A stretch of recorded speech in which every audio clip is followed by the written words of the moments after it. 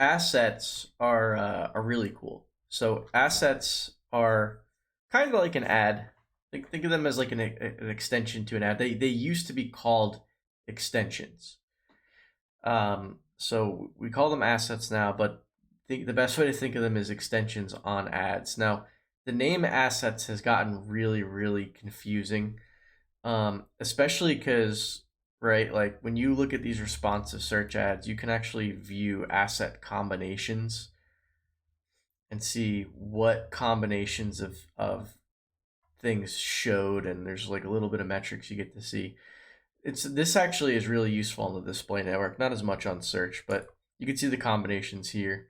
I didn't have probably have enough data um, preceding 11 months, so I'm like just at the cutoff for being able to see this stuff. Let's see. Here we go. So you could see the combinations in the responsive ads and how many times it showed for the whole for this specific ad that I clicked on. I think you can actually see that at the ad group level. And again, this is where you think of ad groups as like lenses or containers.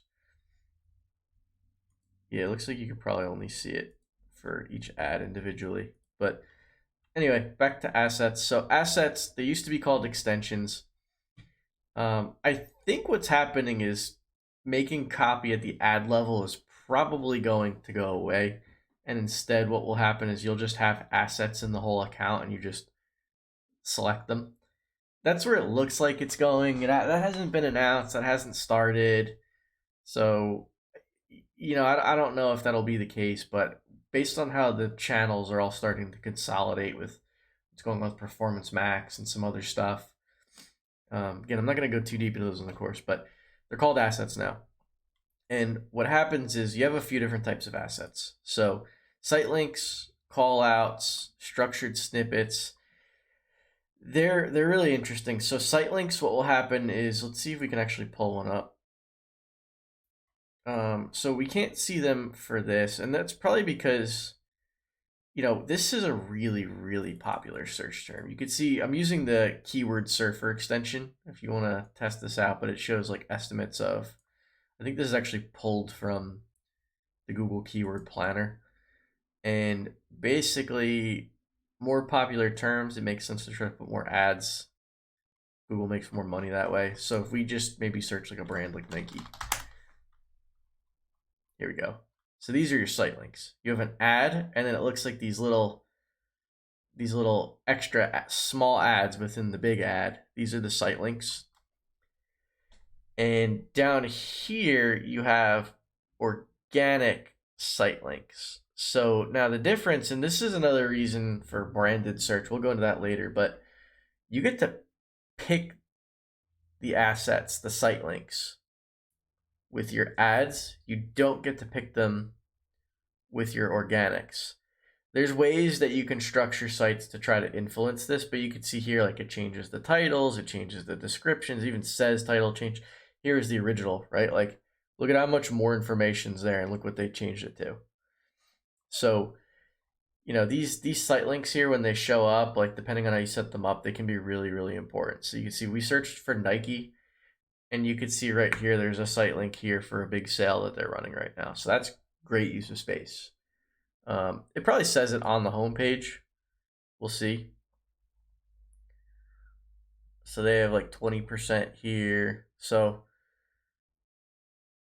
not quite 40%, right? So maybe this is old. Someone forgot to turn it off. And that's the other thing with assets. Yeah, the language doesn't even match. So assets are kind of a pain in the ass, to be honest. You can basically add start and stop dates on them, but it's so easy to miss it and just mess it up and it doesn't come out right. But you see here, like, we can schedule them, just turn on and off certain days. So you can see the assets here. Just interesting. So site links, yeah, like you use them when you're trying to send people to maybe other specific pages. So site links, I have some call outs in here.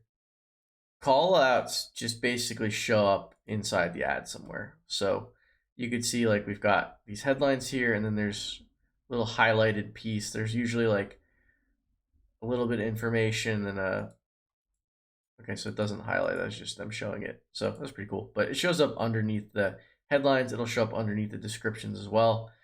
So call outs, you can generally put some little bit of information to try to get someone to click. So like I put some sale information, some unique features of the jewelry. Now promotion extensions are probably the things I use most when it comes to assets. It puts up a sale.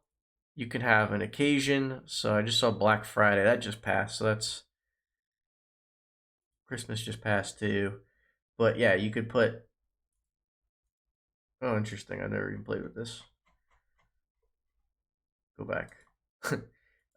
But so basically, you can say Christmas, we want a discount of monetary percent, right? 50% off, up to $100 off, up to 50% off, and you just call it out here, store-wide deals. You get the final URL, and then even more specific information. 50% off on orders over $50, promo code 50 off Zodiac. You get the idea. So that's promotions. Now, what's the best way to approach these? I mean, it depends. Like if you have some campaigns and really you're gonna do a lot of this, you could see you can add them to the account or you can add them to specific campaigns. I think you can also add them to ad groups. I don't quite remember. But depending on how specific you go with them is essentially up to you. But one thing to call out is like you could see like those ads that we were looking at before for like running shoes.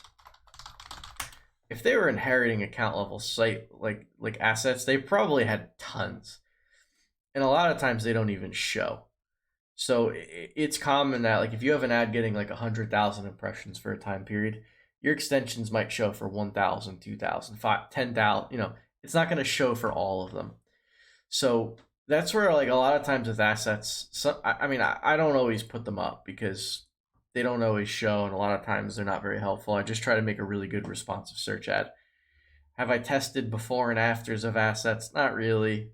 It's best practice. Like what I like to do is when taking on a new account, I build them out at the account level, and then I build stuff out for sales and promotions, and that's how I leverage assets. There's other types here. I don't do too much with lead forms, calls, locations, because I do e-commerce, not local services. I don't do affiliate. Price extensions are pretty cool because they'll show, like you can actually put specific products in here. So Zodiac necklaces, we could do another one. This carousel will show up sometimes, but not always. So this is usually pretty helpful, but you know, depending on your price, you may not even want to use these. Like if you're more priced than some of the stuff showing up in the search results, like if I had like a $300 shoe, I probably wouldn't want to put the price. Maybe I would though. Maybe people would be interested in it. So it's one of those things in anything in internet marketing. I mean, if you're not sure, just test it and see what works best. But price extensions are pretty cool, and that's really all of them. You know, how much of them do you use? When do you use them? It's really up to you. I mean, like I said, I like to do account level site links and focus on brand or any promotions that are happening, and periodically audit them to make sure they're current. And that's usually the best approach for managing them. Otherwise, you'll spend so much time making these assets that make up maybe like 10% of the impressions, and they're so much harder to manage than ads. So just something to keep in mind when you're setting these up.